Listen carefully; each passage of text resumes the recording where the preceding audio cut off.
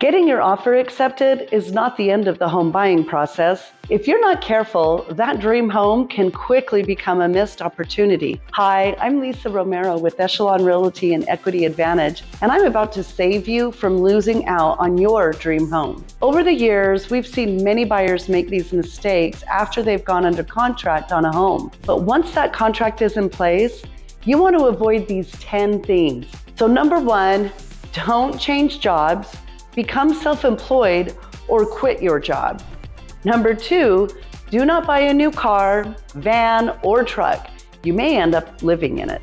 Don't use any charge cards or let accounts fall behind. Number 4, don't spend any money you have set aside for closing. Number 5, don't omit any debt or liabilities from your loan application. Number 6, don't buy any furniture, even if the payment is deferred until closing. Number 7, don't allow any additional inquiries on your credit report except for insurance purposes. Number 8, do not make any large deposits or take out any large deposits without first checking with your lender or your agent. Number 9, don't change bank accounts. Number 10, do not co-sign for anyone, not for a car, not for a house, and not for anything, no matter what.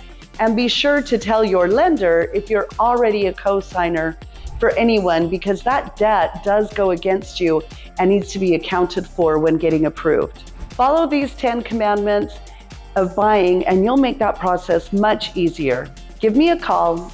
I'll be sure to give you all the information you will need to stay safe and assure that we can close on your home once you've been accepted. Lisa Romero with Equity Real Estate and Echelon Realty, where doing the right thing for my clients comes naturally.